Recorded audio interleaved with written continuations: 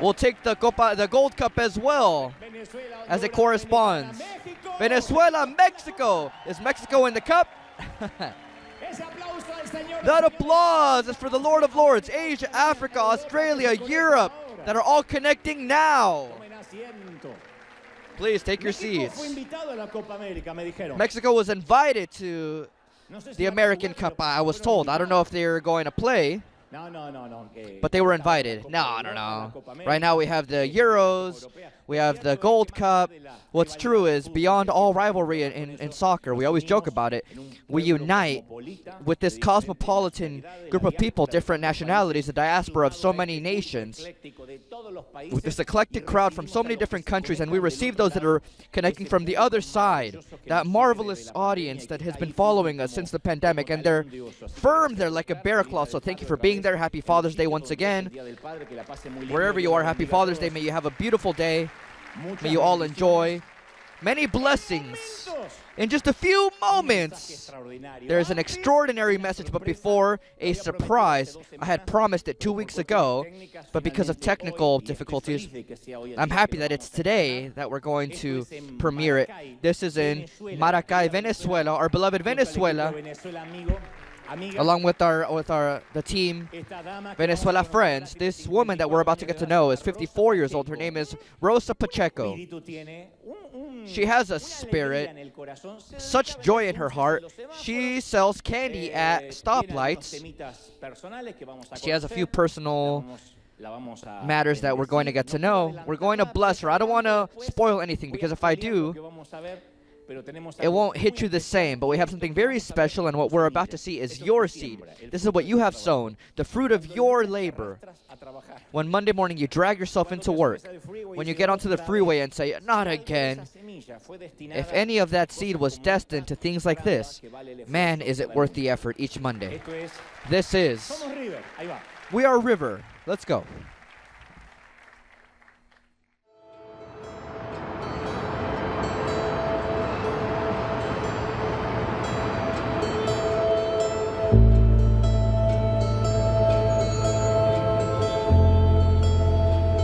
La historia de Rosa realmente nos ha conmovido el alma y el corazón. Es una mujer tan esforzada, tan luchadora, que no ve inconvenientes para salir adelante. Nací en Caracas un 16 de mayo de 1970. Nací con desviación de cara congénita. Me crié prácticamente en el Hospital Ortopédico Infantil de Caracas porque no tuve, otra opción. Mis padres, pues, que fueron muy humildes, siempre tuvieron pasando mucho trabajo. Con su condición física, ella no se detiene, sale a la calle cada día a buscar el pan para llevar a su casa. Cuando estaba más joven, yo trabajaba en Caracas vendiendo zapatos, vendía ropa. Ahí conocí yo a Alberto Maña, el padre de hoy en día mi hija, que tiene 26 años. Mi hija hoy en día es discapacitada, sufre anemia crónica. Mi hija no está conmigo porque yo siempre estuve prácticamente en la calle y mi hermana siempre me ayudó. Imagínate, tengo 53 años, nací en el año 70, tengo 53 años, imagínate todo lo que yo he vivido.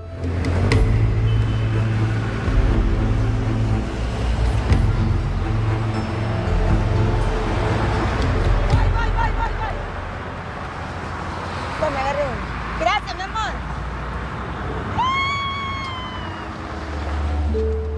Siempre he estado prácticamente del timbo al tambo, porque no he tenido para dónde vivir.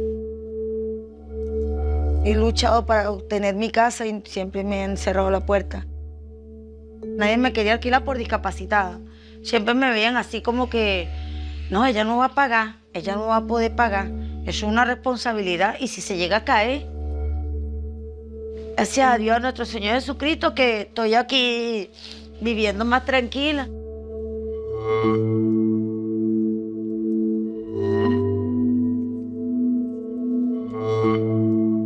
Gracias al señor Miguel que me alquiló esta habitación. Y así estoy. Humildemente, esta es Rosa Pacheco, la que está en el semáforo.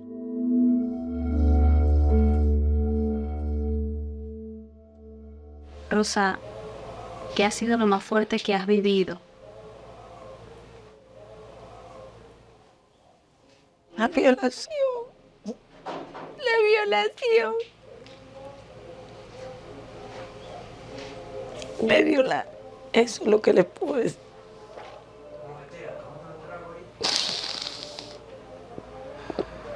Me violaron.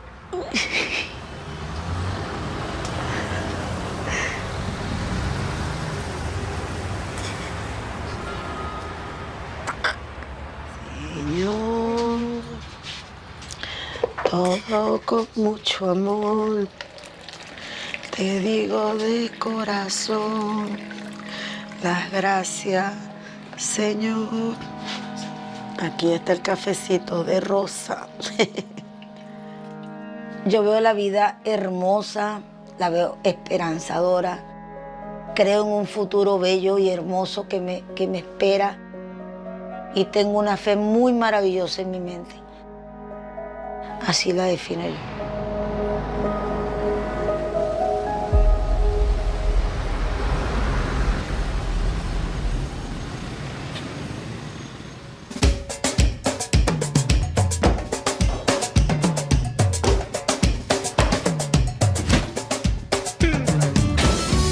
De nosotros se puede decir que estamos un poco locos.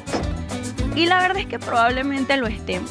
Decidimos tomar el riesgo y comprar esta casa a bajo costo. Vimos en ella una oportunidad para poder desarrollar todas nuestras ideas más brillantes y alocadas.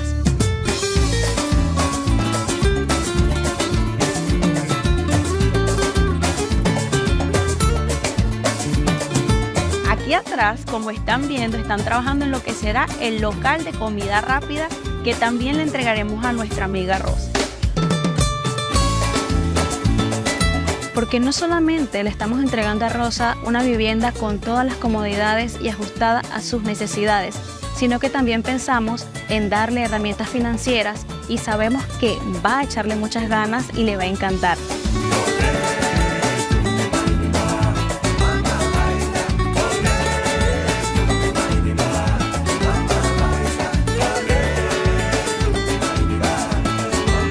Estamos en la cocina, ya hemos encamisado lo que son las paredes y estamos colocando la cerámica. Esto va a quedar demasiado lindo. Vamos a ver los avances del patio, cómo vamos con esto. ¡Hey! ¿Qué pasó aquí? Vamos a trabajar con razón. Se nos acaba de ocurrir un gran plan. Traeremos a nuestra querida Rosa a trabajar con nosotros como parte del voluntariado, entregando cafecito o aguas. Es para solamente hacerla creer que está trabajando para otra familia, pero estará trabajando para su propia casita, una gran bendición para ella y para todos nosotros cuando la veamos acá. Ay, qué lindo, es aquí. Aquí es. No, fino. Tenemos una cómplice porque se supone que ella no puede ni siquiera sospechar de que la casa y todo esto es para ella. Así que una de nuestras voluntarias se va a hacer pasar por la beneficiaria y pues para que no haya ningún tipo de duda ni sospecha. Y ya hemos hablado con el equipo de que a nadie se le puede escapar nada y tienen que tratarla como una voluntaria más. Muy agradecida por estar aquí ayudando y colaborando aquí también con todos nosotros. Muy agradecida porque estoy participando aquí, colaborando también, porque yo nada más no puedo irme a visitar, no, yo también quiero colaborar porque yo también soy discapacitada y me siento muy fuerte, muy segura de mí misma para poder participar aquí y lo que necesiten yo misma soy. Bueno, ¿vieron qué rico va a quedar este café para mis voluntarios, mis trabajadores? Que esos muchachos son muy echados para adelante, en el nombre de Jesús. Acá voy cerrando y esperaremos el café. Acá, mira. Tan lindo. Que Dios me los bendiga. Este es para ustedes con mucho cariño de parte de Rosa Pacheco. Véngate. Ya está listo, lo hizo Rosa.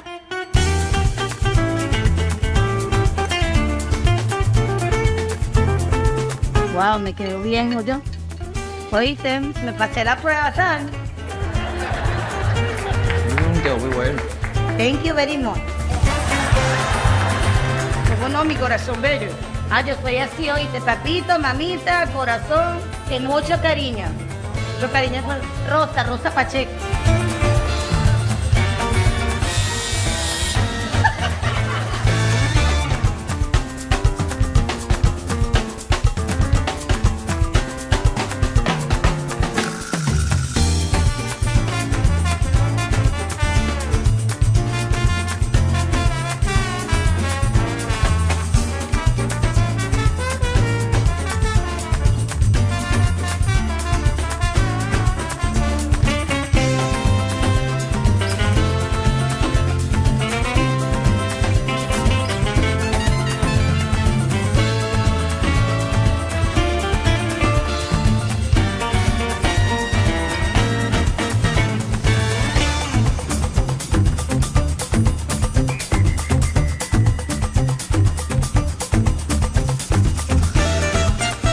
verdad que hemos equipado esta tienda, este negocio de comida rápida, con todo lo necesario para que ella pueda superarse y pueda salir adelante.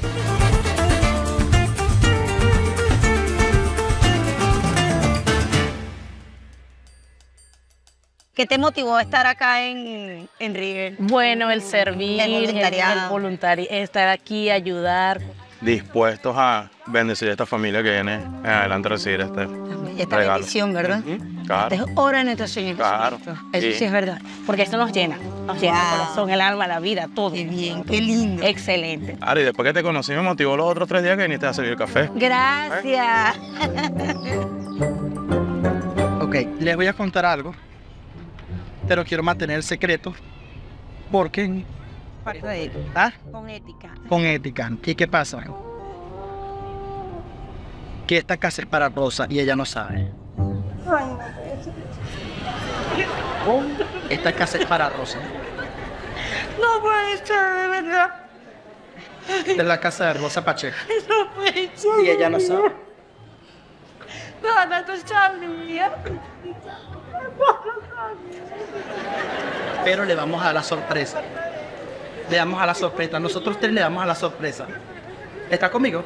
Sí, sí. ¿Le damos a la sorpresa? ¿Me da la mano? ¿Cómo no? Sí. ¿Le damos a la sorpresa? Ay, Señor Padre. Las llaves con la carta y las llaves de la casa.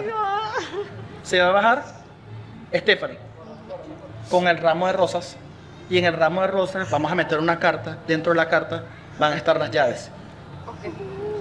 Se bajan rapidito, caminan hacia Rosa y le entregan el ramo de flores con las llaves de la casa. ¿Bien? ¿Están conmigo? ¿Bien? Mamá, mucho cuidado porque yo con emoción que estoy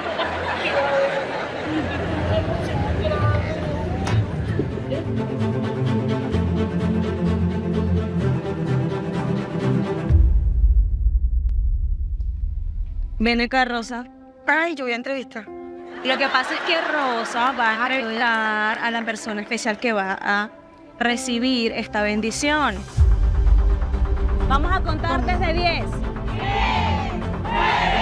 8, 7, 6, 5, 4, 3, 2, 1. Médico. Ya que te entiendes. Toma. Gracias. Toma. Respira, toma. Respira, toma. Bienvenida, pues. Me enganchó.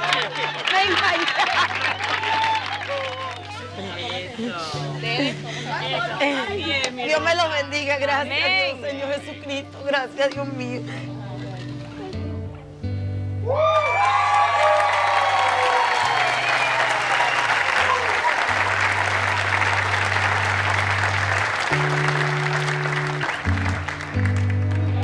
Mi casita, mía, bien bonita. Mi casita, cariñito, mi casita. Mira mis coroticos. ¿Tú cocinas rico, Rosa? Sabroso, te voy a invitar a almorzar. Bueno, Mateo, dale. Mira, mis coroticos. Naguara, ya que mira mi nevera, Jacqueline, mira mi coroto, Jacqueline, mi cocina.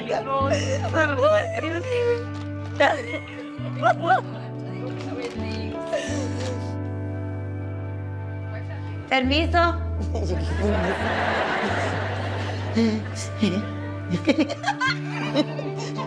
Mira mi closet, pues metí mi ropita que la metí en maleta, ¿te acuerdas? Sí, venlo, revísalo, mami, ábrelo. Mira los ganchitos, machita mi ropita, ¿ves? Mira, ¿ves? Mira las toallas. Que Dios me los bendiga, me le dé vida y salud. Me guarda un aire bien bonito. Nunca había tenido un aire, nunca había tenido un aire acondicionado. Yo vi cuando me senté aquí, yo decía, Naguará, el lujo que esa señora, mira, y para bañarme, ¿ves? Los discapacitados nos agarramos de aquí. Entonces te pusimos tu lavamanos bajito, mira. Lo era para mí. Yo decía, esa señora así es chiquita, decía yo. Ella es chiquita. Todo tan bello, todo tan bonito. Gracias, Dios, gracias. Gracias, Dios mío. Este es el cuarto de Stephanie. Cuando quieras venir, Stephanie. Te quedas aquí conmigo, mami. Yo. Usted es lindo, papi. Dios lo bendiga.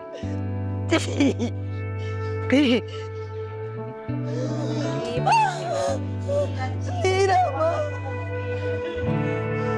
Mira, mamá. Que la lavadora puede lavar mi cubrecama, mamá.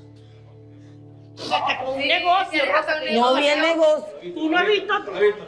¿Lo has visto? El negocio de la Yo cocina. decía Vamos a esperar. Sí, vamos a ver. Hace rato. no sabía, mami.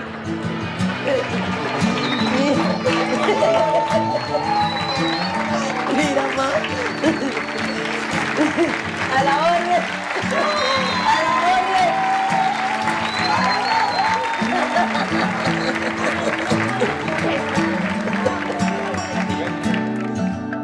Rosa, mamá, mira.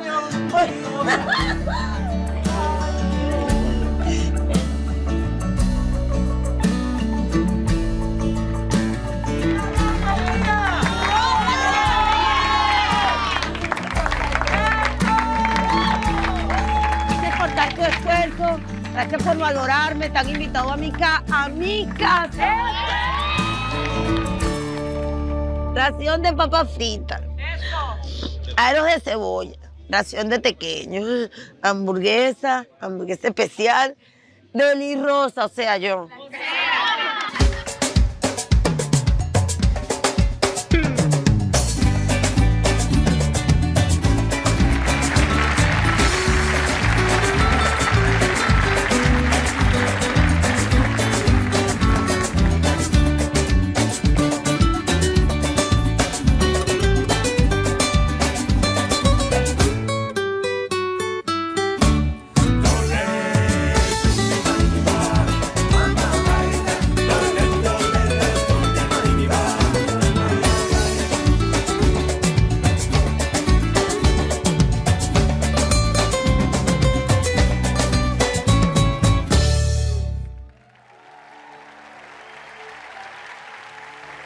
Esa es tu semilla. That is your seed. Esa es tu semilla. That is your seed. That's why I always say that we don't announce it continually, even in this moment. We have many of these dreams. What we were doing in Cuba, we finished it. We'll show you soon. There are other things that we're doing very similar to this in Chiapas. Whether we show it or not, if we don't show it all together, this is all being done. And that's what a church should do, which is to sow and give. As you might have seen, we bought her home. We bought it. We sent the resources. We renovated it completely. We paid for the labor. We gave them work tools. And this has to do with not just giving a fish, but teaching how to fish as well, right? We said not only are we going to bless you once, but we're going to give you a business so you don't have to go back to the streets, to the stoplights. So we gave her back that dignity, right? It's marvelous. When on top of blessing someone with a home that she would never be able to have on her own, we were able to give her dignity. So that is your seed. That's what you have sown. And it's moving, of course. This is church. Thank you, people. Thank you for sowing. Thank you for giving. And to those that are on the other side, thank you so much. It's so moving. Man, is it moving. Well, are we ready? Let's dry our tears. Today's message is amongst those that I have once preached, and it has a very special place in my heart.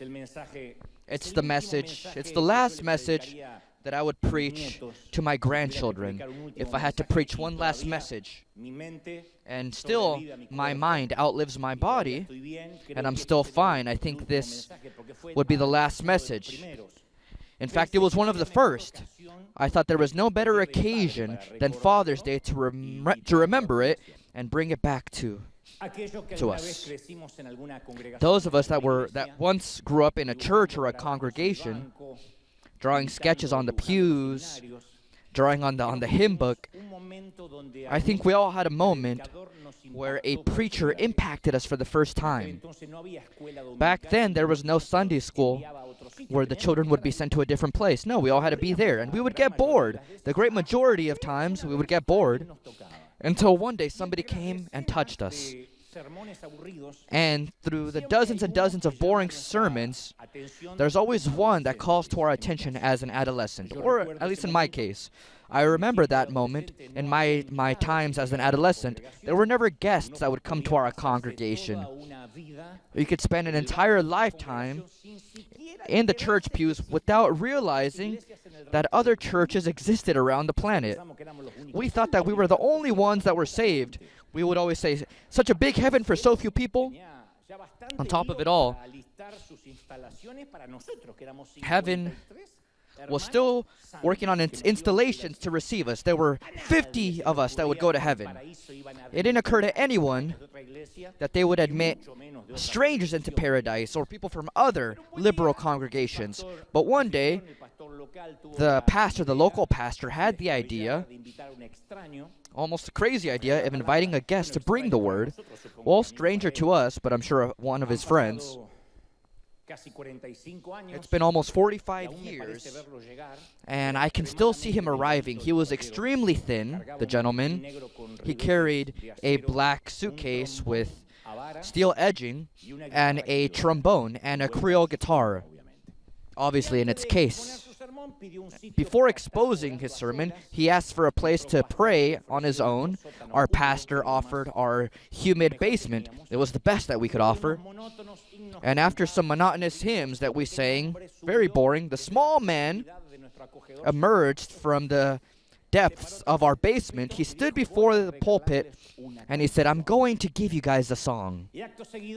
And then, with his trombone, he played "How Great Thou Art."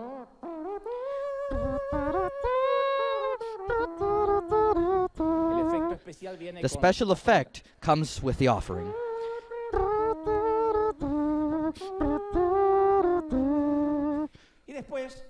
And then, the atmosphere was literally electrified just with that. No one accompanied him. It was just him and his trombone, but he would come down with his trombone to walk through the temple. And you would get goosebumps.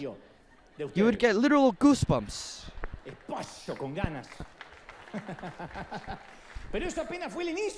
But that was just the beginning.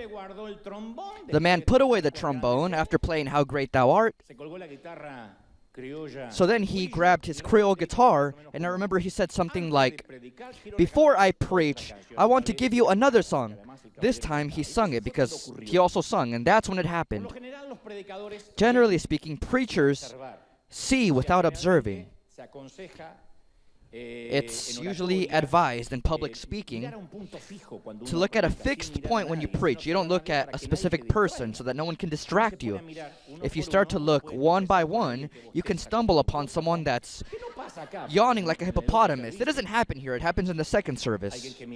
Someone that's looking at their phone, someone that gets up to go to the bathroom. So it is advised to look without observing. This preacher began his song looking at each of the 53 members of the church. Each and every one of us. I don't remember that second song that he sang in its totality, but the first time, or at least what he repeated after the bridge, the verse, I remember the first part of it.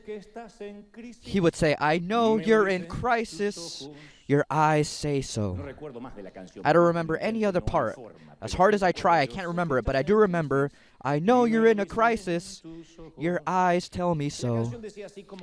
And the song said something like, "The Lord would wash each tear that falls from our eyes." But the surprising part is that he looked at each person that was seated in that church for the totality of the song.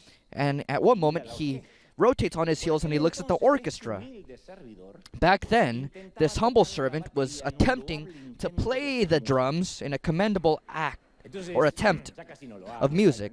I almost don't do it anymore. Well, I don't. The man looked at me. I was behind the drum set. It wasn't like this one. It was a much more improvised set. But he looked at me and observed me, as if he looked straight into my soul and uncovered me. And I had that fear that you sometimes feel when a pastor looks at you and you think that he knows everything. You might say, well, what do you mean everything? Well, yeah, everything.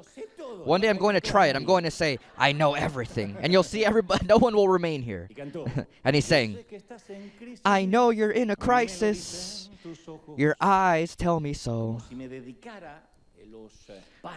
As if he were dedicating those paragraphs of the song to me. Those exact words. I still can't explain what impacted me the most. Maybe I was going through a great identity crisis, and so that's why it touched me. Or maybe it was the first time that somebody truly observed me. I had been invisible until then. I must have been 14, 15 years old, but I was invisible. This gentleman was named Luis Tolosa, and I still remember him as the man who was able to see me, who was able to look me in the eyes for the first time and discover that there was a crisis, that there was tribulation in my eyes. The old patriarch Abraham also lived this moment in which the crisis sneaked into his eyes through his gaze. Maybe the story is very well known, but it's good to remember that one day God spoke with his friend, the only prophet that God called his friend. And he gave him an order that lacks all common sense. It doesn't resist analysis. He says, God says, take your son, your only son, yes, Isaac, whom you love so much, and I want you to go to the land of Moriah. Go and sacrifice him as a burnt offering on one of the mountains which I will show you. I want you to kill him there. The God of love asking for a human sacrifice. God wasn't like the gods of Olympus or the Greek gods that we would get to know later, asking for human offerings or sacrifices. That's not the God that Abraham served. And let me clarify, there is no way to make this story sound better than what it actually is.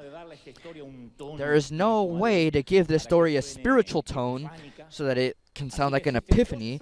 So there are two optics through which we can tell the story. One of them is if you've never had children, you're going to hear the story in a certain way. Why? Because I'm not discounting those that don't have children, but if that's the case, this story is going to seem epic, and it's not wrong. Now, if you're a parent, if you're a father, you can't help but not get involved. This goes for both audiences, those that have children, those that don't. This is a thriller. It's the only thriller that I find, not Michael Jackson's Thriller, I mean as a cinema genre. It has a plot with a lot of unexpected twists and turns. That's what a thriller is. It seems like a suspense novel, but the truth is it's a true story. I always say it's been my favorite message because it also produces a strange mixture of fascination, of empathy, pain. A priori, it horrifies me to know that one thing changed Abraham's life as he had known it. A son that he had been given in his old age. Isaac arrived when he was 100 years old, and his wife Sarah was about 90, and she was barren. She wasn't at an age to conceive children, but that son arrived as a miracle. But now God is asking for that miracle through human sacrifice. And that's how you assume crises come unexpectedly. They're intruders. Let's agree, God hasn't asked us to sacrifice our children. The fact that you've had the desire to kill them is different. But sometimes you receive a text message or an audio message that ruins a family lunch or a phone call Late into the night, what you thought would be a calm night, you end up in the waiting room or in the ICU. The financial report from our accountant saying, you know what, I got to tell you the truth. We're having problems, or you're having problems, or the medical diagnosis. It seems like it's all getting worse. A sudden accident with someone that we just said goodbye to yesterday, and you say, there's no way, it's unfair. The eyes of a friend that can't tell us the truth. And they tell us to please sit down before they tell us the bitter and tragic news. Notification of a lawsuit, something that you weren't expecting. But now, you're in the labyrinth of the courts and lawyers, or the final notice from a creditor saying, we can't wait any longer, we're going to cancel the mortgage. Or a drunk driver, because they drove under the influence, they reduce our family down to just a memory or a portrait. The call from our lawyer, man, I've been through that. I loved the lawyer because he was my friend, but I hated when he called me because he never called me to talk about soccer or Messi. It was always to talk about how the trial was going, how the lawsuit was going. But those minutes are few, but they can create a crack. It's a point of inflection for the tranquility of our soul. And the way those crises are, you can't share them with many people. Most likely, we don't share them with anyone because, after all, who's going to understand exactly what we're going through? They tend to be strictly personal trials, private. They fill us with shame if a child is involved in drugs. We try and say as little as possible to the people around us. We try and hide it. If we come to the temple and say, you know what, no, everything's fine. I trust in God. I have faith. We're almost afraid to share what's happening with us because we think that that'll give it more strength to the misfortune. That's why Abraham doesn't tell his wife when God tells him, you have to sacrifice your son. I don't think he tells his wife. The Bible doesn't shed light on whether or not he does, but I dare to think that if the Bible doesn't say it, it's because he didn't tell her. And we shouldn't blame him. It's not a lack of dialogue. It's just, there's no way to make this sound good. Sarah, the Lord just asked me to sacrifice our child tomorrow morning, but don't worry about it. It's just, they're routine orders. No, there's no way to make that sound good. Cancel the school plans for tomorrow. We have to kill the boy tomorrow. It's an order from God. There's no way. There's no way to make that sound spiritual. Even if you use a deep voice for Sarah to say, yes, Lord, we'll obey. No, there's no way to plant this idea. There's no explanation. There's no rationality in it. There's no point in debating it. Because she would say, why are you crazy? I think you're a senile old man. I think the devil spoke to you, not God. And so maybe if Abraham said, I have to sacrifice my mother, she would be happy and she would say, yes, that's God. But no, not the boy. And in these trials, we feel so alone that sometimes we don't even have someone to share this burden with. It appears as if no one was there to defend you when that stepfather or that uncle or that neighbor or that close friend abused your innocence and took the most precious thing you had when you were just a little girl or just a little boy. These are marks that remain forever, and then you're a part of a statistic. And I always say, not even that, because in order to be a statistic, you have to denounce it, and generally, some of us come from generations where those things weren't spoken about, so that you didn't have problems with the family because it would be a scandal.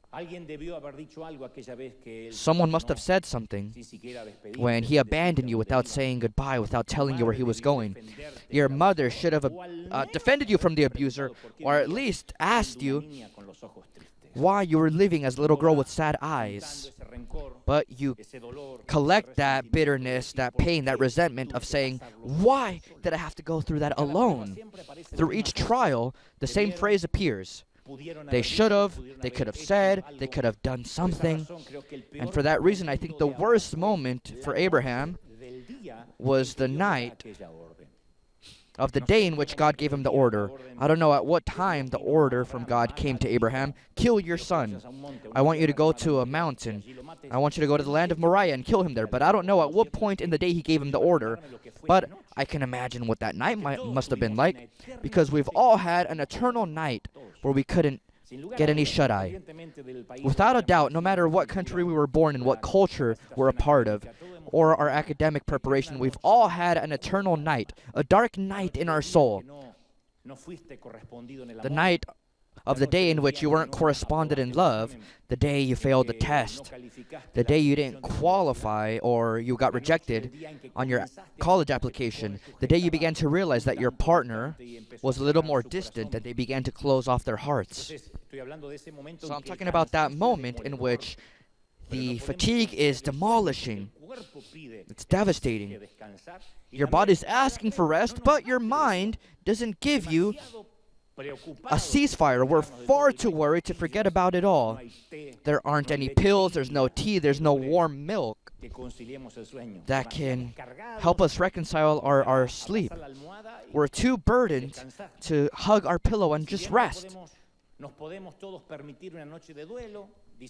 We can all allow ourselves a night of mourning. They say that mourning is a part of the process when you lose someone. But we can't live as if your life remained in that eternal night and you never wake up. We can't be stagnant there. Let's remember that when God gives Abraham the order of sacrificing his son, imagine if he went into a depression where he didn't want to get out of bed the next morning. Sarah says, "Hey, old man, are you going to get out of bed?" No. What God told me late yesterday doesn't make sense. I'm going to stay here. He had hundreds of reasons to not want to wake up the next morning. Maybe some of us would have locked ourselves in to pray, at least, or we would try and negotiate a plan B with God, a second option, an alternative. Or maybe we would even stay in our pajamas without showering, ruminating on the crisis, turning it upside down over and over again. Many times we do that. Ruminate is what cows do with grass, and some of you with burgers, but generally speaking, cows with grass.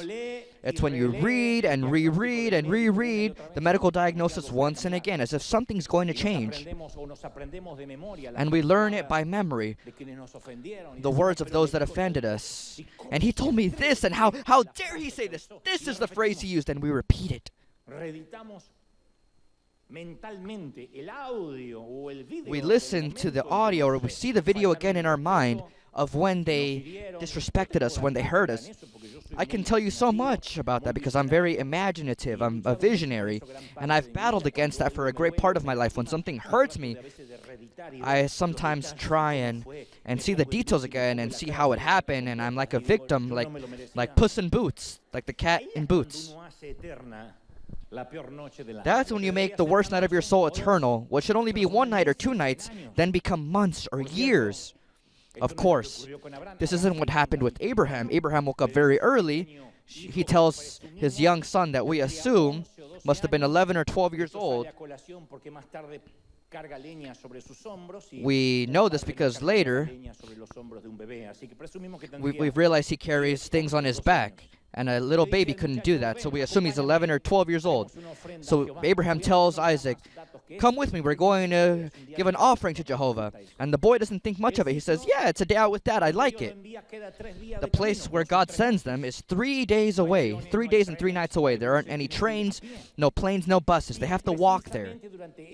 And it's precisely during that walk, during that journey, that something begins to occur. In parallel, but in the cosmos. When I once preached this, people asked me, "Well, how do you know this happened in heaven?" And my answer is, well, it could have happened, but what gives me credibility to say this is that I've been through many crises, and I know this is what happens in heaven. In heaven, from when Abraham goes out with his son on this 3-day journey to Mount Moriah, I'm talking about the module of mortals, not in the module of time in heaven. It's very different to ours. I don't know how it is, but it's different. In the module of time of mortals, there's atypical movement going on. News that the patriarch Abraham has to sacrifice his beloved son came like a cold bucket of water to the angels. They couldn't believe it. Some were in shock. They can't believe that God gave his friend that order. There are two specifically that are shocked. According to theologians,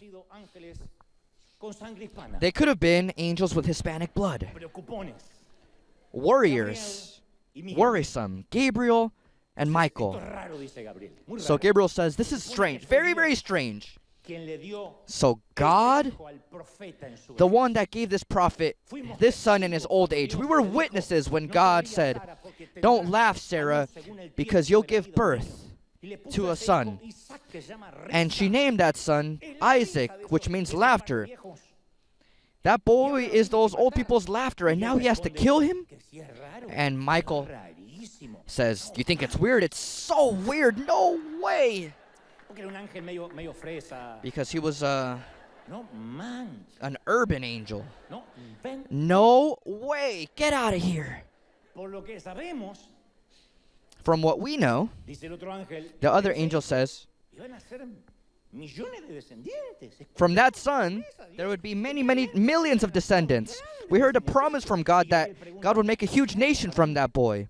And the angel asks, maybe Abraham made a mistake and ruined it all? Maybe we were in a mission and we didn't see it. But maybe God, who sees it all, maybe he saw Abraham mess up. No, as far as I know, I don't think so. There aren't any registries here in heaven that the old guy Abraham did something that displeased the all-powerful God. But on the surface of the earth, the small caravan with the man, 2 servants, 2 helpers, and the young boy, they arrive at their destination. Mount Moriah, after 3 days, emerges as an enormous giant in a barren valley. The wind blows endlessly. Abraham knows that what's about to happen, he has to do privately with his son. His son can be the only witness. He doesn't want anyone else to see what's about to happen. So he tells his servants, you know what, you've made it this far. I'll continue alone with my son. One of the servants says, you sure, boss? You don't need help? If not, send us and we'll help. Historians say that this servant must have been Mexican. You sure, boss? While he was untying the firewood, Abraham says, let the boy carry the firewood. He's strong enough. We won't take too long. We'll worship and we'll be back. And it's always fascinated me, that phrase that Abraham said, we'll worship and we'll return. He keeps the plural. He knows that his son is going to die on the summit of the mountain according to God's orders, but he says, we'll worship and we'll return. The angels are recording this moment in their memory. They're watching everything that happens. In about 1,000 years, they'll see another young man go up on this mountain in sacrifice, but with 2 different meanings. This young man who will come 1,000 years later will not be 12 years old, he'll be 33 years old, and instead of carrying firewood, he'll carry a cross. So they try and record that moment. It's the first impactful moment in heaven. And each step to the summit seemed as if bunches of lead were being encrusted in his old legs. The man doesn't go up the mountain as if he were an athlete. He's an old man. He's 112 years old, or 113 or 114, no less than that. He's extenuated. He's exhausted. Not just because of the 3-day journey, because that's a long trip, but also because of the emotional burden that distresses his heart. That's what crisis produces. When you're having a problem, you have eternal tiredness that you can't cure with 8 hours of sleep or medication or a spa or yoga classes. What cures the tiredness of your soul is something very distinct to normal rest. We'll speak about that in just a moment, but the truth is that Abraham feels exhausted, and this is the last part of the journey. He doesn't stop meditating. He left his home 3 days ago, and now he's about to arrive. Deep down inside, when we're in the middle of a crisis, we ask ourselves what Abraham asked himself, if God is going to intervene, if he's going to change the orders, because it's fine. When we first receive a bad diagnosis, you say, well, this might just be a test or a trial. But in the end, God will change it. I'm sure the next analysis will be the complete opposite to this. It's fine. My child is going through a difficult moment, but I know next month or next year, everything will be different. But for some reason, we tend to ask ourselves as parents, why they have to go through 4 days of intense fever and then God can finally heal them. Can't He do it quicker? Why do we have to wait anxiously for a tardy resolution of that lawsuit that's been taking your peace? And it seems like all the paperwork has stopped. Nothing fixes itself. You think, God has already told me that I'm going to be free, that I have His favor. Others ask themselves, why didn't the love of my life appear years ago? Now I wouldn't be stuck with this fool. And sometimes we feel that the clock, or God's clock, is running late. But something special is happening in heaven. For some reason, rumor has spread amongst the angels. Because amongst the angels, like the line here in the morning, the rumors spread quickly. The good rumors, as it happens here. And Michael and Gabriel are not alone. There are dozens more. 7 or 8 other angels that are worried and intrigued, asking, what's going on? What's happening? No. The all-powerful God has never ordered a mortal to do something like this. This is singular. Gabriel says, this is a case that has no precedence. This has never happened. Gabriel insists, I think we should ask. What do you mean we should ask? Michael says, really? What are you saying, Gabby? They were comfortable with one another. Nothing, Miguel. Nothing, Mike. I'm just saying we should ask. What? You're telling me you think we should go to God and ask Him, Lord, we want to know what you're doing here. Are you all right in your head, or is your halo on too tight? You should know that there are things that us angels don't know. What do we care? You think God has to explain to us? Gabriel says, no, I'm not trying to say it like that. I want to know what's happening. We can go with humility. We can send a delegate so that he can ask the Lord in respects to what's happening with Abraham. He might just say, what do you guys care? And we won't lose anything. But he'll say, you'll know in its time, or you'll never know. I don't see it too complex. And as a delegate, I don't see anyone better than you, Mike. You should hurry because the prophet is on his way to the peak of the mountain.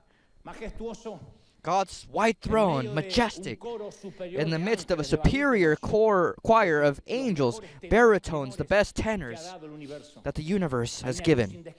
There's an indescribable light that fills the room, shining on the Father on His white throne, and in that rigorous silence, God is contemplating the patriarch in detail. He is contemplating the old man's walk along with his son. And that's where Michael goes to the big white throne of the Lord. Lord, all-powerful. Look, you know what? Forget it. Sorry. Bad idea. No. What's going on? You don't have to answer if you don't want, but it just so happens that, the angels over there have a small doubt, and I wasn't too interested, but they chose me to come speak. Maybe you can dissipate our doubts. I can hear God laughing. He doesn't take His eyes off the mountain. I think the chuckles heard throughout heaven because obviously God knows what Michael came to ask Him. But I think He says something like, tell the rest that they have nothing to worry about. It's just a crisis. It's a trial of my servant's faithfulness, and I will not allow him to harm the boy. Oh, Michael. His wings relaxed. He felt that his heart came back to the right spot. A crisis. That's it. It's just a test. It's just a test. It's just a test. Michael immediately spreads the word. Everyone is calm. Hey, guys, false alarm. just a test. God is in control. He's not even upset with Abraham. He said it's just a trial. And as he always tends to say, he will not put a burden greater than what his children can carry. It's marvelous. What's more, along with the trial, he will give the exit. And Gabriel asks, do you know what the exit from this is? No clue, but there's an exit. God has it. However, Michael feels some trust and he asks again, Lord, you're just trying to prove if the patriarch is capable of sacrificing his son? Is that it? God says, no, of course not. No, it's not that. I never doubted that he would give me his son. He's been walking on that earth for 3 days now, on his way to sacrifice. So then what is it? Well, it's just about what he'll do up next. I've waited for this moment for more than 112 years. The angels take a deep sigh of relief. They don't know what God is waiting for, but at this point, 200 of them are observing profoundly what's about to happen on Mount Moriah. Now there are 200 angels. Stay here, Michael, God says, and I'll tell you when you should let my friend know that he should not kill his son. Woo! Imagine the angel hearing that phrase, because just because he was the delegate, now he is going to be the communicator of the news. He is in charge of telling Abraham that he should not kill his son as soon as God gives Michael the order. Meanwhile, on the surface of the earth, the wind continues to blow strongly. The elevation makes the oxygen thin. It's the summit of Mount Moriah. Abraham's silhouette can be seen on the horizon. He's supporting himself on his arched cane. He just arrived, very fatigued, to the highest part of the mountain, and he lacks oxygen, he lacks air. He's aware that he can't extend this agony for much longer. It's been 3 days and 3 nights of travel. So he knows that it's time to build an altar. If there's going to be a sacrifice, there has to be an altar. And so the altar is built with large stones down below, medium stones in the middle, and smaller stones up above. It's almost like a flat bed where you would place, in theory, a lamb and then sacrifice it. So the man will be in charge of the larger stones, and he tells the young boy to carry the smaller stones. Young boy, help me. We're going to build this altar. And while the old man lifts an enormous stone, he carries each stone over to the altar. He feels that God is further and further from what he's used to. And that's what we feel when we're working hard during the week.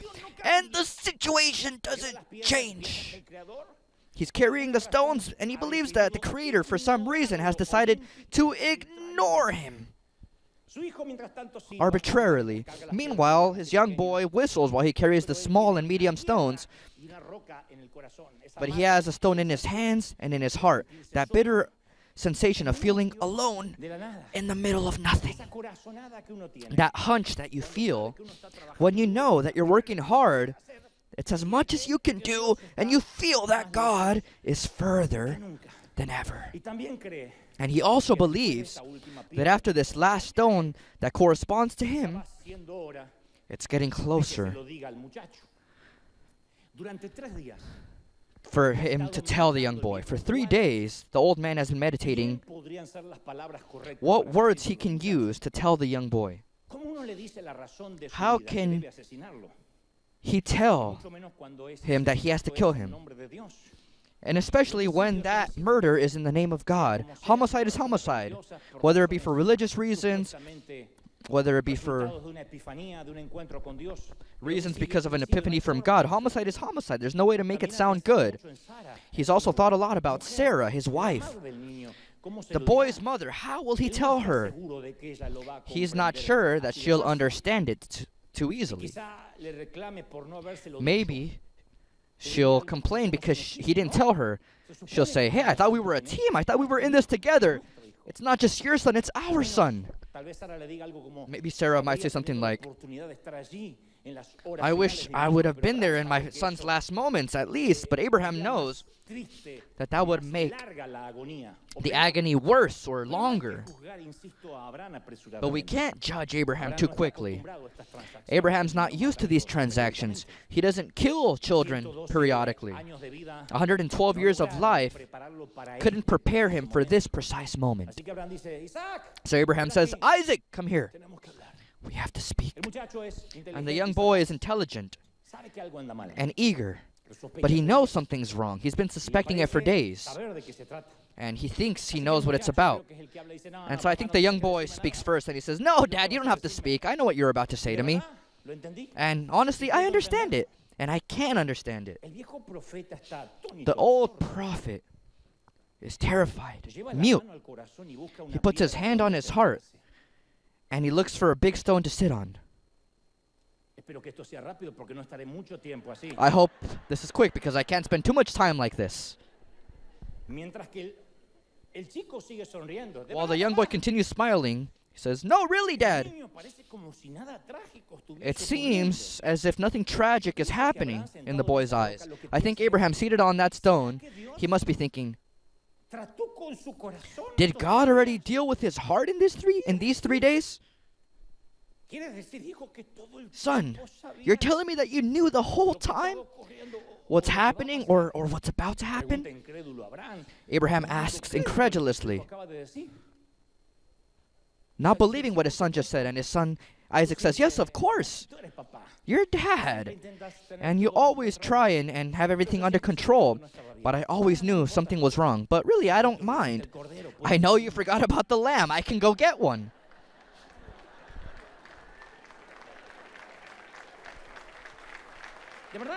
Really? And when I asked you, you said God will provide. All right, he didn't provide. It's fine. Doesn't matter. I can go look for one now. There's some at the bottom of the mountain. It's no trouble. No, son. No, Dad, it's no trouble at all. Son, no. Abraham tries to smile, but he can't. It's not about a problem of bad memory, son. I'm old, but I'm not senile. I would never forget a lamb, much less if it's a sacrifice to Jehovah. You know that I've always tried to have all the answers, and I don't want you to ask anything, but just listen to what I'm about to say, yeah? The young boy is petrified. He's never seen his father so serious, so confounded, and Abraham opens his mouth. Well, but he can't find the adequate words. Those of us that are parents know that there aren't any adequate words for this. Because when it's about killing a child, there are no words that can articulate that. No vocabulary in the world has these words. Either way, the boy has already read the father's eyes. He knows he's in a crisis because his eyes say so. So no words are needed. You're going to kill me? The man only looks at him without answering. And in that way, he answered. And both embrace each other in silence. I can't see who took initiative. Maybe it was the boy who leapt into the father's arms, but with that type of news, I think it might have been Abraham who brought him in close. Whoever started that embrace, this embrace just moved the heavens. Now Gabriel is desperate. He's anxious up there. Behind him, it's no longer a dozen angels. There are hundreds, 1,500 spectators that are flapping their wings. And they're watching what's happening on the surface of the earth. But meanwhile, God continues observing that embrace, that scene, as if he didn't want to miss a single movement from his friend. It's as if he's watching a great movie and he doesn't want to miss a second. Michael says, God, all-powerful, please let me come down. Let me go down. Please, he's going to kill his son. He's going to kill him, and I won't make it. I was calculating the distance, and I won't make it. And the all-powerful doesn't lose his calm, and he says, no, not yet. I know what my friend's limit is. I'm sure he can stand it a little while longer. I know what type of wood Abraham is made of. Even so, he hasn't done what I've been waiting more than 100 years for. Abraham knows that the young boy hasn't resisted, nor will he resist, but he also knows that his own natural instincts can betray him. So he brings out a rope from his improvised luggage, and he asks Isaac to join his wrists and his small ankles to tie him up. The boy obeys while he sobs in silence, and the father ties him. The boy might say something like, "Dad, it's not necessary." Yeah, I know. This isn't the fun day in the field that he thought he would spend his dad with. And though he's only 12 years old, he already had his own plans.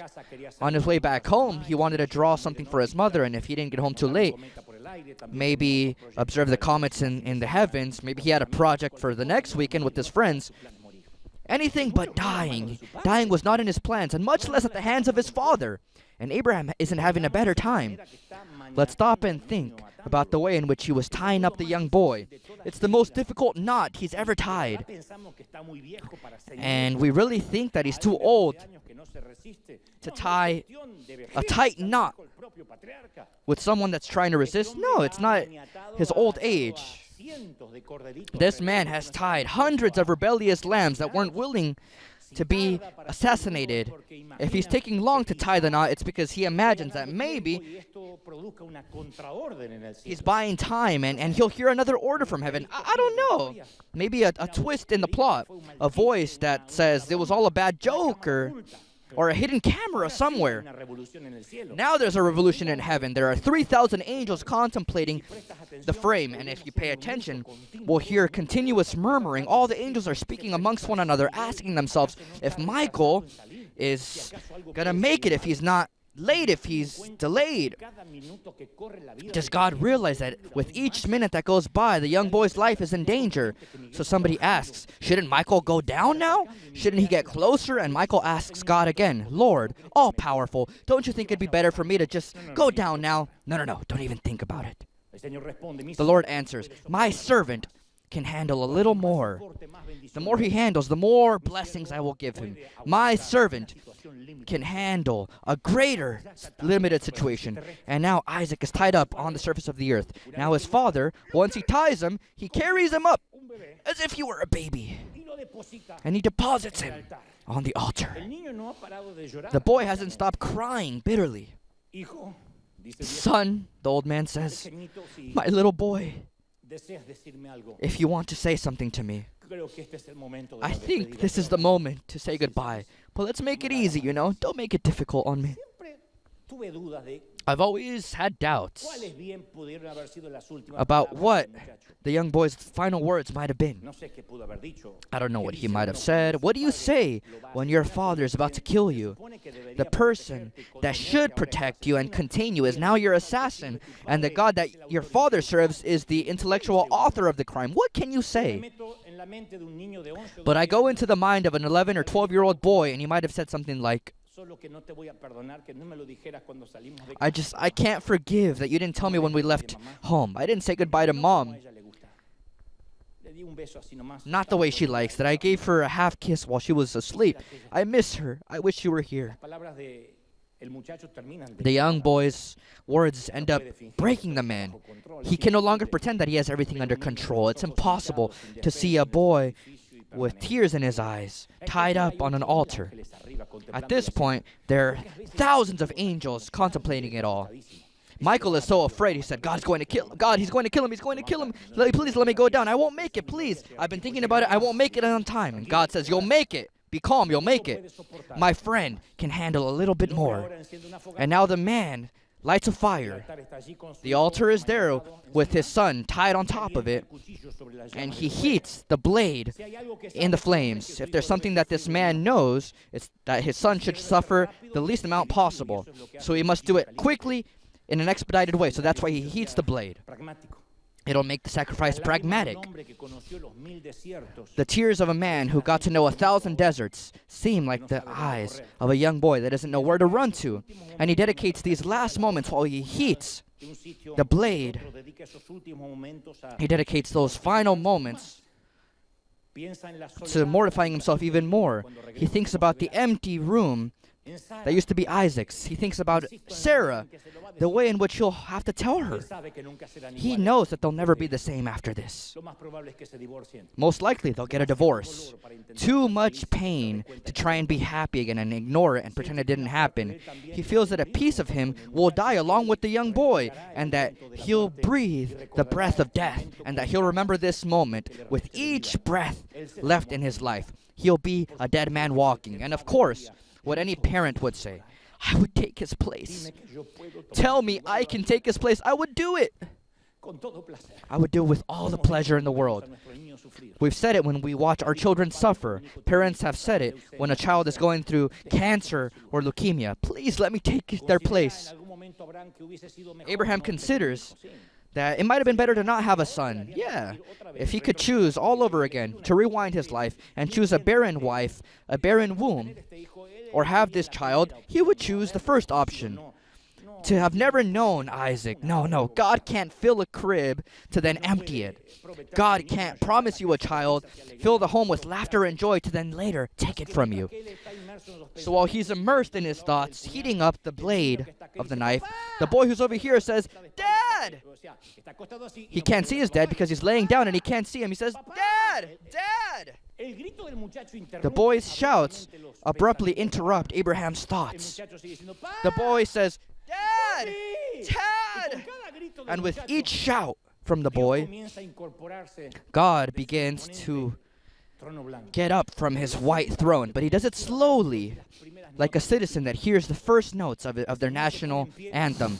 The Lord stands, and more than 10,000 angels take several steps back. God is on his feet, while the boy says, Dad! Daddy! The prophet doesn't want to hear his son. He doesn't want to hear him, but not because he doesn't love him, not because he doesn't care for him. He just doesn't want this agony to extend. The boy insists, Dad, we forgot about something, and he implores desperately. The man ignores it. He fears the worst. What if his son says, please untie me, I don't want to die tied? What if he says, no, I'm not willing to die? Or maybe he asks him, most likely he asks for the opportunity to say goodbye to his mother. This would extend the agony at least another week. 3 days and 3 nights to go see mom, and then 3 days and 3 nights to come back with mom against it all. No, that's not a good idea. So he thinks, please let him be quiet. And he pretends that the wind doesn't let him hear. He doesn't want to be between the sword and the wall, and that's when God speaks. But not in the way that we might be thinking. God still doesn't allow Abraham to hear his voice. His voice doesn't cross into earth. He only mentions a phrase that I think can be heard throughout all heaven. Let's go, Abraham. Listen to your son. Do the right thing. I've waited for this moment for a long time. And Michael says, please let me go down. Please, let me. No, this is the home stretch. I need to go.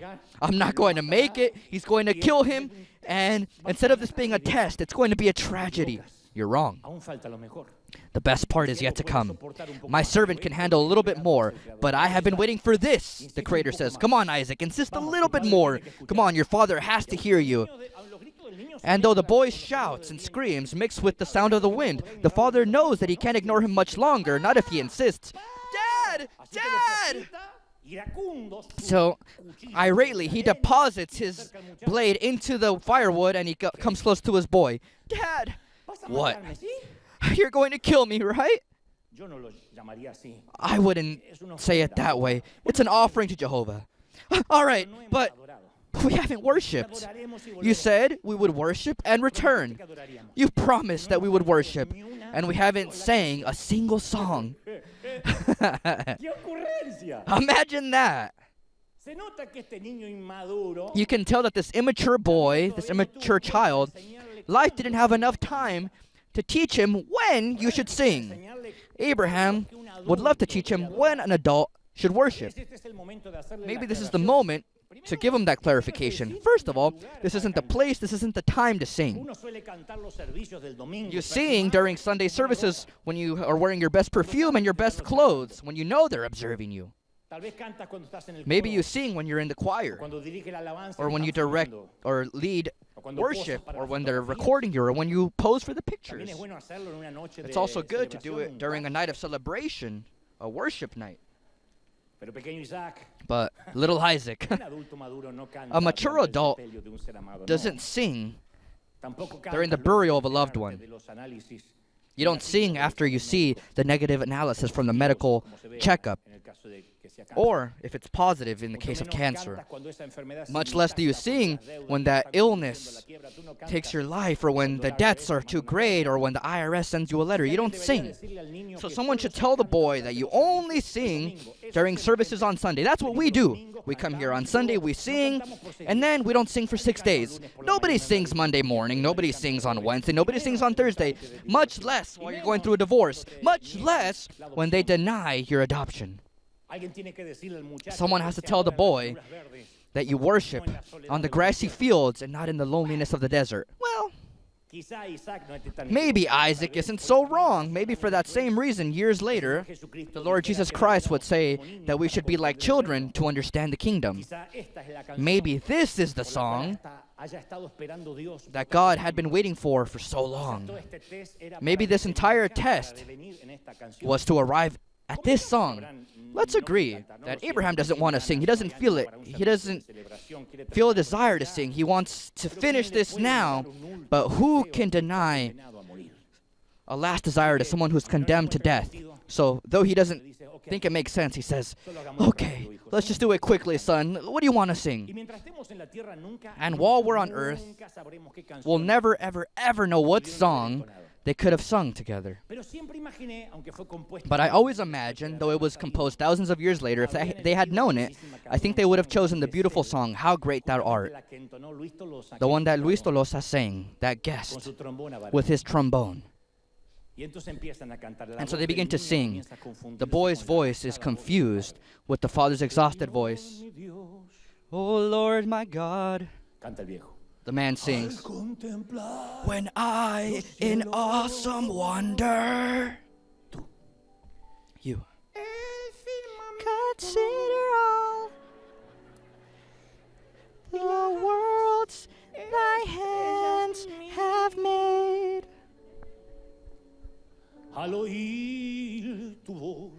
I see the stars, I hear the rolling thunder. Thy power throughout the universe displayed. For a moment, he tries to forget. Try to forget these two singers and elevate your gaze. God is smiling. He's been waiting 112 years for this song from Abraham. Shh, listen. Hey, listen. This was the purpose of the crisis. You see it? See how you do it? See how different this sounds from empty religious songs that some say they sing for me on Sundays? Listen to the broken heart and the broken song from this man, and listen to his little boy. He doesn't even suspect that I'm listening to him, but even then he's singing to me. Oh, it's a balm for my ears. I love broken vessels of perfume. Is that enough, Isaac? No, Dad, let's sing a little bit more, the young boy implores.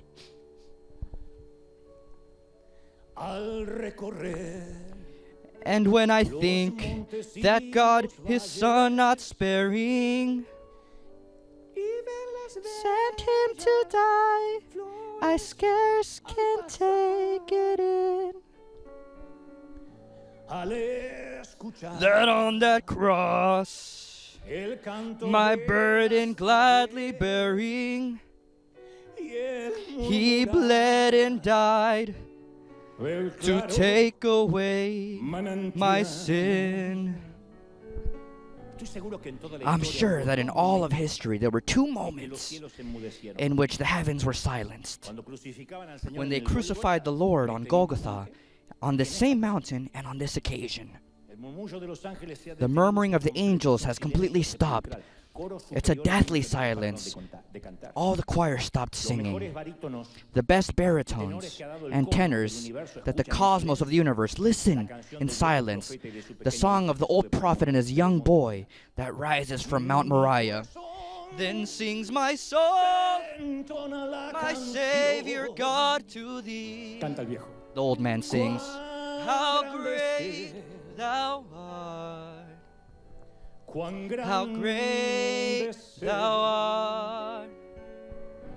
Then sings my soul, my Savior God to thee. How great thou art. How great thou art. It's not the best song that someone has sung. No, there's no orchestra to follow, no choir. I don't think either of the voices were in tune, but it's what matters the least now in heaven. God is listening to their hearts. The trial had this expiration date. It had its moment, time, and space where the crisis would end, and exactly when they began to sing. When you sing in the middle of the night, the darkest night of your soul, we have the best audience that any artist could ever dream of. Broadway can't give that to you.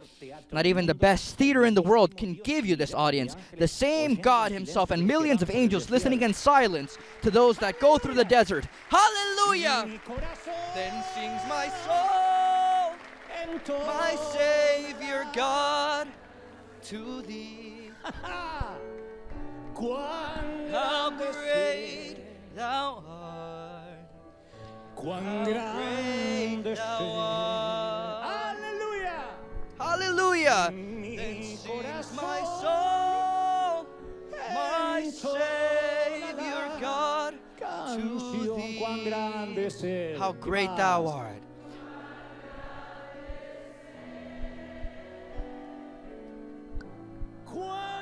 How great thou. Abraham says goodbye to his son with a kiss on the forehead. He whispers something in his ear. We aren't able to hear it. Maybe it's something like, I'll see you soon in heaven. And now he thinks this should end once and for all. And that's when God tells Michael, I don't think they'll continue singing. You know what? Go down. Tell them to stop the murder. Michael begins to descend at the speed of light. And he goes through the third and second heavens, Andromeda, the greater bear, Perseus, Cassiopeia, Orion, the Milky Way, and the first sky. He said, I know I wasn't going to make it. I can't make it. I'm not going to make it. And while he descends at the speed of light, he says, I know I wasn't going to make it. I should have left sooner. And Abraham brings the blade over to the young boy with his eyes closed, and he's waiting for the impact. Michael thinks he's not going to make it on time, that maybe he left too late. Maybe he won't be able to stop the inevitable, the decision from the prophet. And so he goes through Mercury, Jupiter, Uranus, Neptune, Mars, the moon, and he thinks that he's not going to make it. More than 20,000 angels are cheering him on, cheering on Michael so that he can make it to planet Earth on time. Finally, Abraham says, I have to bring down the dagger. That's it, it's done. And when he brings down the dagger, the shout from the angel says, Abraham!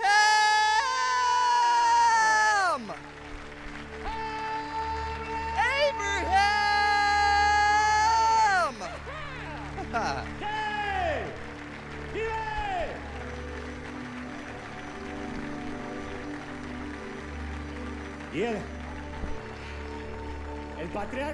And the patriarch stops his dagger just millimeters away from the young boy's chest. And the angel catches his breath on a rock. Woo! Give me a second. Let me catch my breath. Oh, that was a close one, old man. Man, wow. I have a message.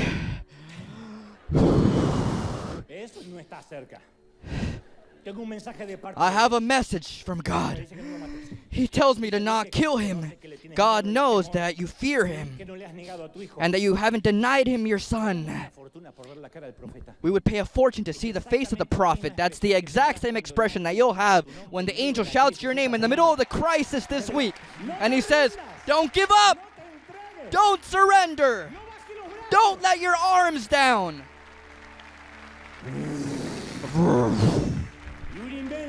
And an immense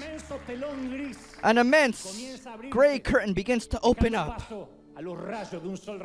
leaving way for a radiant sun. And the man unties the young boy confused. He laughs and cries at the same time. The young boy says, what happened? I don't know. And a powerful voice can be heard again, but this time it's not the angel, it's God, the friend. Because you have obeyed me and have not withheld even your son, I swear by my own name that I will certainly bless you. I will multiply your descendants. The children of this boy will be as numerous as the stars in the sky and the sand on the seashore. Your descendants will conquer the cities of their enemies, and through your descendants, all the nations of the earth will be blessed. All because you have obeyed me, Abraham. God tells him that for each grain of sand that embedded itself in his soul, in his heart, he'll give him a child. And while they embrace, they begin to cry. But these are different tears. There's no more pain in the old patriarch's heart. These are the tears of somebody that just finished the crisis and he received his diploma of honor, and then God peels back the curtain and shows him there's only one occasion, one, where everything happens the opposite way of what we're used to. There's a moment in the life of each person that loves God where this person won't applaud heaven. There's one moment where the heavens are allowed to applaud and cheer on man. No angel can have this experience. Not even the best singer in eternity can sing a melody like this old man and this young boy just sang on the summit of the mountain. In these circumstances, so Abraham lifts his eyes and now he sees 50,000 angels, a whole stadium, more, 60, 70,000. It's Camp Nou, filled, a stadium filled with winged beings applauding on their feet. And Abraham and Isaac bow like actors at the end of a play, giving thanks for the ovation. Michael applauds and says, you did a good job, old man. You did a great job. And this morning, afternoon, or evening, wherever you're listening to me from, wherever you're watching from, for this moment, I want us to do the same. For this instant, we always applaud God and we'll continue doing it.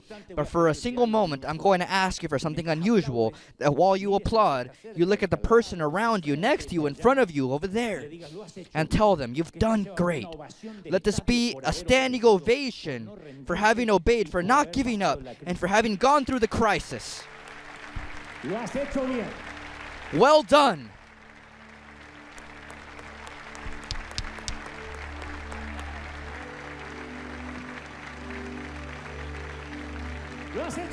Well done.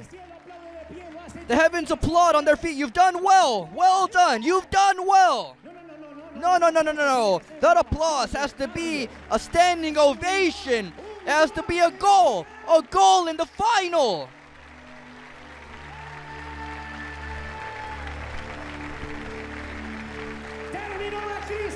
The crisis is over. You've done well. That applause. Come on. You haven't given up. You haven't thrown in the towel. It has to be a goal in the final. Let's go. Come on.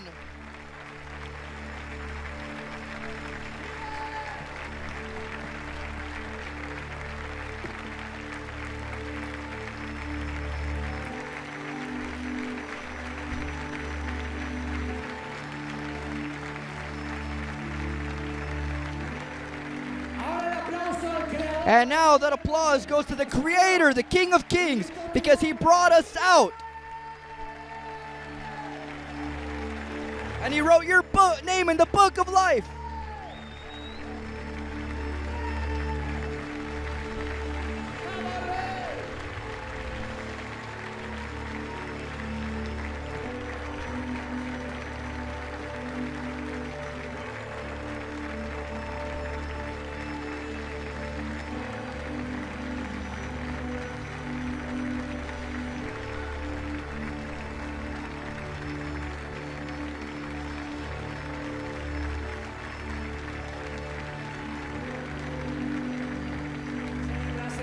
Celebrate, celebrate, celebrate, celebrate, celebrate. The angel has shouted your name. The angel has shouted. Don't give up. Don't give in. Don't let your arms down, Dad. Don't let your arms down, Mom. Don't let them down. Don't give in, says the Lord. Hallelujah. May God bless all those on the other side. May you continue praying and feeling this marvelous feeling. We'll stay here a few more minutes at home. May God bless you. May He protect you. God tells me to tell you, you can't imagine how much the Lord loves you. You can't imagine. How can He forget you if He has you sculpted in His hands? He loves you, little girl, little boy. Don't give up. God bless you. Until next time, wherever you are in the world, I'll see you in Spain this week. God bless you.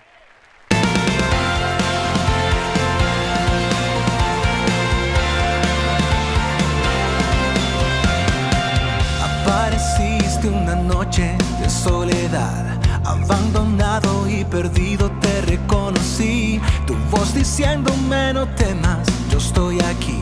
El Padre me envió por ti y me curaste las heridas, me sanaste, mi Jesús. Todas mis cargas las dejaste allí en la cruz. Algo tan grande no lo puedo comprender. Oigo tu dulce voz diciéndome una y otra vez: oh, oh, oh, oh, eres bienvenido, eres amado una y otra vez. Oh, oh, oh, oh, bienvenido a River, eres amado.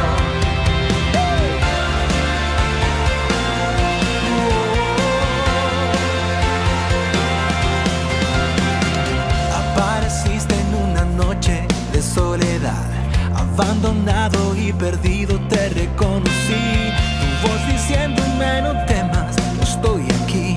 El Padre me envió por ti y me curaste las heridas, me sanaste, mi Jesús. Todas mis cargas las dejaste allí en la cruz.